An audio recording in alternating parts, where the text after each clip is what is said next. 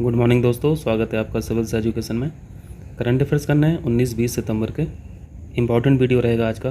Current affairs के साथ साथ हम लोग बहुत सारी चीज़ें जनरल स्टडीज़ की भी यहाँ पे कवर करेंगे। ठीक है, चलिए शुरू करते हैं। पहला टॉपिक है इंस्पायर पुरस्कार। यहाँ पे सबसे पहले आप इंस्पायर का फुल फॉर्म देखिए, innovation in science pursuit for inspired research. यहाँ पे दो कीवर्ड्स हैं, इनोवेशन और साइंस। यानी ये जो इंस्पायर योजना है, इस योजना का फोकस एरिया साइंस में इनोवेशन करना है, छात्रों के अंदर नवाचार की भावना विकसित करना है, छात्रों को इनोवेटिव बनाना है, क्रिएटिव बनाना है। यहाँ पे देखिए, देश भर के सभी सरकारी और निजी स्कूलों के छात्रों को यहाँ पे इनवाइट किया जाता है, इस कार्यक्रम में इनवाइट किया जाता है और इसी कार्यक्रम में ये पुरस्कार दिया जाता है, इंस्पायर पुरस्कार। पर्पज क्या है? छात्रों में नवाचार की भावना को विकसित करना, डेवलप करना और उनको क्रिएटिव बनाना।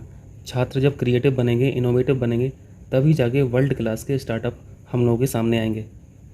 ठीक है, तो ये तो हो गया इसका पर्पज। अब यहाँ पे देखिए इंस्पायर योजना के बारे में। ये जो योजना है, ये department of science and technology और मिनिस्ट्री ऑफ अर्थ साइंस, इन दोनों के अंतर्गत ये योजना काम करती है।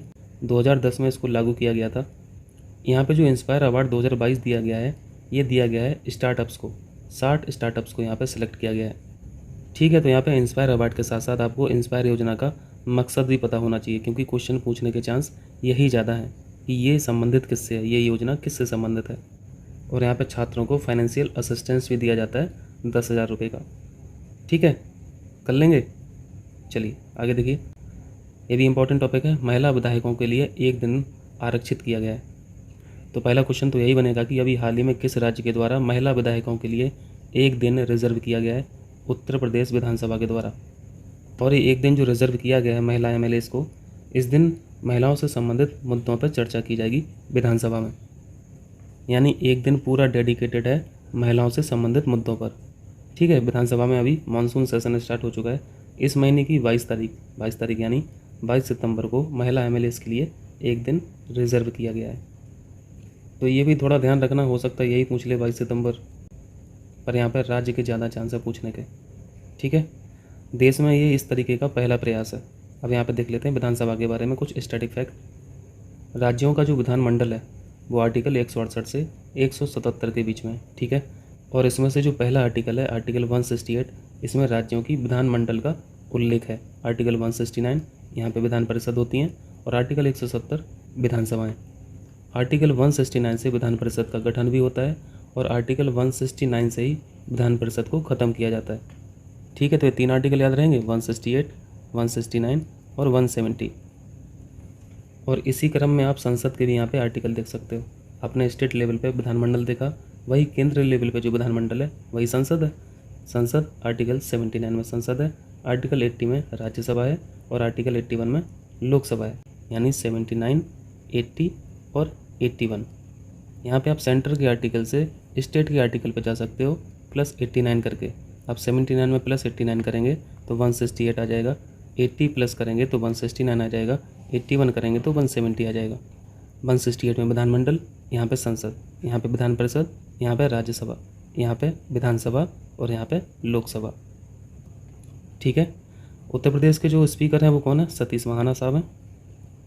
और अभी प्रेजेंट में विधानसभा में 47 महिलाएँ हैं। ठीक है, 47 महिला एमएलए हैं और विधान परिषद में 6 महिला एमएलए हैं। यहाँ पे एमएलए नहीं बोलना चाहिए, एमएलसी बोलना चाहिए। 6 एमएलसी हैं और 47 एमएलए हैं। ठीक है, कर लेंगे। चलिए, विश्व बांस दिवस, इंपॉर्टेंट क्वेश्चन है। World bamboo day. बांस का एनवायरनमेंट पॉइंट ऑफ व्यू से बहुत ज़्यादा इंपॉर्टेंस है। देखते हैं, अभी इसको देखते हैं। पहले देख लेते हैं इसको ऑब्जर्व कब किया जाता है। 18 सितंबर को विश्व बांस दिवस ऑब्जर्व किया जाता है। पर्पज क्या रहता है? पर्पज वही जागरूक करना है, अवेयर करना है। इनसे जो प्रोडक्ट बनते हैं इनके उपयोग को बढ़ावा देना है। वर्ल्ड बम्बू डे जो है वो विश्व बांस संगठन का एक कार्यक्रम है। इसकी स्थापना 2005 में की गई थी और इसका हेडक्वार्टर एंटवर्प में है। एंटवर्प कहाँ पे है? बेल्जियम में। तो यहाँ पे ये लेस इंपॉर्टेंट पॉइंट है, ये आपको 18 सितंबर याद रखना है। और यहाँ पे एनवायरनमेंट पर्पस से कितना इंपॉर्टेंस है बम्बू का, ये यहाँ पे हम लोग देखते हैं।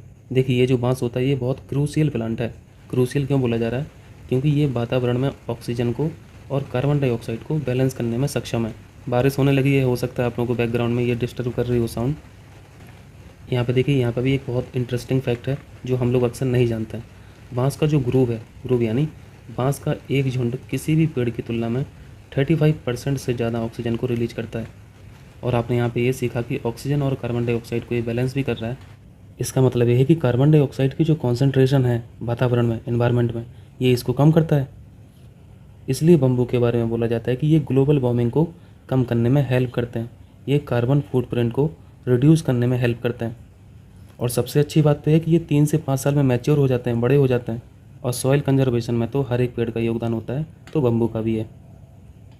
ठीक है, ये इतनी बातें बम्बू के बारे में थी। ठीक है, तो अब हम लोग भी बम्बू के बारे में जागरूक हो गए, क्योंकि हम लोगों ने इसके बेनिफिट देख लिए।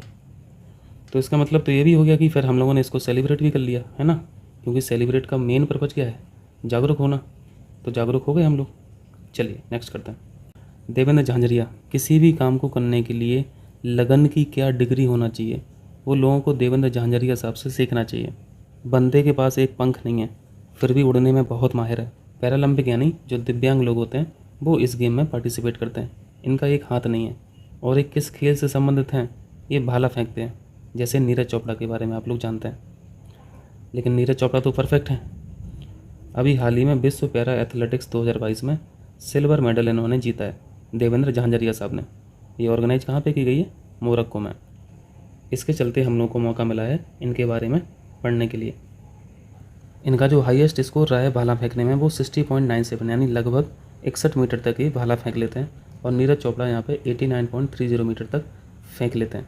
चूँकि ये दिव्यांग हैं, इस वजह से ये यहाँ पे ये डेटा है। तो यहाँ पर देख रहे हैं, एक पंख ना होने की वजह से कितना डिफरेंस आ जाता है। लेकिन हिम्मत, डेडिकेशन और लगन में कोई कमी नहीं है। देवेंद्र झांझरिया साहब पहले पैरालंपिक प्लेयर हैं जिन्होंने 2 गोल्ड मेडल जीते हैं। ये इनके पास एक रिकॉर्ड है। ठीक है, तो इतनी बात थी देवेंद्र झांझरिया साहब के बारे में। आइए अब देखते हैं इसको, पीएम प्रणाम योजना। यहाँ पे मोदी सरकार में जो भी योजना है, तो योजना का नाम और योजना का काम काफ़ी मैच करता है। तो ये चीज़ बड़ी अच्छी है। यहाँ पे देखिए, फुल फॉर्म देखिए, promotion of alternate nutrients for agriculture management, यानी कृषि प्रबंधन हेतु वैकल्पिक पोषक तत्वों का संवर्धन। तो यहाँ पे इसके नाम से आप समझ सकते हैं ना कि क्या होने जा रहा है इस योजना में। एग्रीकल्चर के लिए पोषक तत्व कौन से हैं, हम लोग मैक्रो न्यूट्रिएंट्स पढ़ते रहते हैं, हम लोग माइक्रो न्यूट्रिएंट्स पढ़ते हैं ना, नाइट्रोजन, फास्फोरस, पोटेशियम वगैरह, एनपीके पढ़ते हैं, यूरिया पढ़ते हैं, कॉपर पढ़ते हैं, जिंक पढ़ते हैं, मैग्नीशियम पढ़ते हैं। ये सब पढ़ते रहते हैं मैक्रो और माइक्रो में। इन्हीं सब रासायनिक उर्वरकों को हटा के ऑल्टरनेट न्यूट्रिएंट्स की बात की जा रही है यहाँ पे। और ये वैकल्पिक पोषक तत्व होंगे क्या, बायो फर्टिलाइजर यानी जैव उर्वरक। और ये योजना भी प्रस्तावित है, ठीक है, प्रपोज्ड है, अभी लॉन्च नहीं की गई है। यहाँ पे पढ़ लीजिए, रासायनिक उर्वरकों के उपयोग को कम करने के लिए इस योजना को शुरू करने का प्लान सरकार द्वारा बनाया जा रहा। ऑल्टरनेट ऑप्शन के बारे में देख लिया, ठीक है। इसकी ज़रूरत क्यों पड़ रही है, ज़रूरत बहुत बड़ी है। सबसे बड़ी समस्या है सरकार के सामने सब्सिडी का बोझ। अब यहाँ पे देखिए तो आपको क्लियर हो जाएगा। देखिए सरकार क्या करती है, ये जो उर्वरक बनाने वाली कंपनीज़ होती हैं, ये कंपनियाँ उस उर्वरक को कितने रुपए में मार्केट में बेचेंगी, इसका रेट सरकार तय करती है, जिसे बोलते हैं एमआरपी यानी अधिकतम खुदरा मूल्य। इसी मूल्य पर कंपनियों को बाज़ार में अपना यूरिया या फिर अपना केमिकल फर्टिलाइज़र बेचना होता है। सरकार ने जो भी एमआरपी तय किया हुआ है वो 1 टन का 5,922 रुपये तय किया गया है। यानी जो कंपनी उर्वरक बेचेगी मार्केट में वो इस रेट पे बेचना पड़ेगा। लेकिन कंपनी को कॉस्ट कितना पड़ता है, लागत कितनी पड़ती है 1 टन को बनाने में, उर्वरक को 16,000 से 24,000 तक। लेकिन यही 16,000 से 24,000 वाली चीज़ आपको 5,922 रुपये में बेचना है।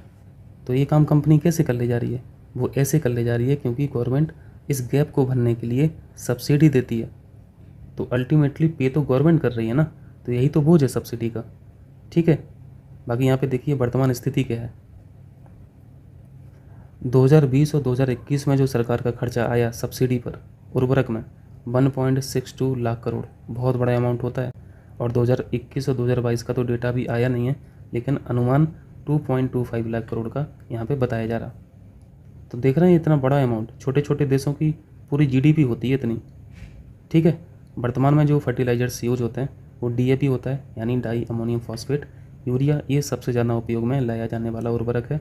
तीसरा है म्यूरिएट ऑफ पोटास, जिसे एमओपी बोलते हैं। और चौथा एनपीके, इसके बिना तो काम ही नहीं चलेगा। एनपीके यानी नाइट्रोजन, फास्फोरस और पोटेशियम, ये मैक्रो न्यूट्रिएंट्स हैं। तो यहाँ पे देख लीजिए मैक्रो कौन है और माइक्रो कौन है, क्योंकि ये क्वेश्चन पूछा जाता है। मैक्रो में नाइट्रोजन है, फॉस्फोरस है, पोटेशियम है, कैल्शियम, सल्फर और मैग्नीशियम, ये मैक्रो न्यूट्रिएंट्स होते हैं। इनको मैक्रो क्यों बोला जाता है? क्योंकि इनकी ज़रूरत, इन सभी की ज़रूरत किसी भी प्लांट को सबसे ज़्यादा होती है। ठीक है, plants need in larger amount. और जो माइक्रो न्यूट्रिएंट्स होते हैं, सूक्ष्म तत्व होते हैं, जैसे आयरन, जिंक, कॉपर, बोरॉन और मैंगनीज। यहाँ पे मैग्नीशियम में और मैंगनीज में कंफ्यूज मत होना। मैग्नीशियम तो भाई मैक्रो ही होगा ना, मैग्नीशियम बना तो काम ही नहीं चलेगा। मैग्नीशियम कहाँ होता है? क्लोरोफिल में होता है। और अगर मैग्नीशियम नहीं रहेगा तो फोटोसिंथेसिस नहीं हो पाएगा, रेस्पिरेशन नहीं हो पाएगा, तो प्लांट की ग्रोथ तो वैसे नहीं हो पाएगी। क्लियर है? इनको सूक्ष्म क्यों बोला जाता है? क्योंकि प्लांट्स को इन न्यूट्रिएंट्स की कम मात्रा में ज़रूरत पड़ती है। ठीक है, चलिए देखिए यहाँ पे वायलिनर्स क्या हैं। सोशल जस्टिस दिवस किसके जन्म दिवस पर मनाया जाता है? E.V. रामास्वामी, ये पेरियार के नाम से जाने जाते हैं। दूसरा है global clean energy action forum किस देश ने आयोजित किया है? पिट्सबर्ग, USA ने। तीसरा प्रश्न है नीति आयोग की तर्ज पर, यानी नीति आयोग की तरह ही किस राज्य ने इसी तरह की संस्था स्थापना करने की घोषणा की है? इंपॉर्टेंट क्वेश्चन है, महाराष्ट्र ने। ठीक है, आज का होमवर्क है नीति आयोग कौन सी बॉडी है? कॉन्स्टिट्यूशनल बॉडी है, या फिर लीगल बॉडी है, या फिर एक्स्ट्रा कॉन्स्टिट्यूशनल बॉडी है, या फिर ऑटोनोमस बॉडी है? ठीक है, कमेंट करके बताना। चौथा प्रश्न, श्रीलंका को लोन देने वाला सबसे बड़ा देश कौन अभी उभर के आया है? भारत। भारत ने सरपास कर दिया है चाइना को। 4 महीने के अंदर भारत ने श्रीलंका को 968 मिलियन का कर्ज दे दिया है। 968 मिलियन का मतलब है 10 से भाग कर दिया कीजिए तो करोड़ बन जाएगा। 96 करोड़, यानी लगभग 97 करोड़ रुपए लोन में दे दिए हैं 4 महीने के अंदर। ठीक है, लास्ट क्वेश्चन है विश्व कुश्ती चैंपियनशिप में पहले भारतीय कौन है जिन्होंने पहला पदक जीता? किसने जीता था? बजरंग पुनिया ने जीता था 2013 में। कल हम लोगों ने विनेश फोगाट के बारे में पढ़ा था। इनके बारे में क्यों पढ़ा था? क्योंकि 2022 में जो अभी ऑर्गेनाइज हुई है विश्व कुश्ती चैंपियनशिप बेलग्रेड में, विनेश फोगाट ने भी यहाँ पे ब्रॉन्ज मेडल जीता है, और 2022 में ही बजरंग पुनिया ने भी यहाँ पे ब्रॉन्ज मेडल जीता है। लेकिन क्वेश्चन 2022 से नहीं पूछा, क्वेश्चन पूछा कि विश्व कुश्ती चैंपियनशिप में पहला मेडल किसने जीता था, तो वो बजरंग पुनिया लगा के आना। ठीक है, कर लेंगे ना? तो चलते हैं, फिर मिलते हैं कल के वीडियो में। बहुत बहुत शुक्रिया आप लोगों का।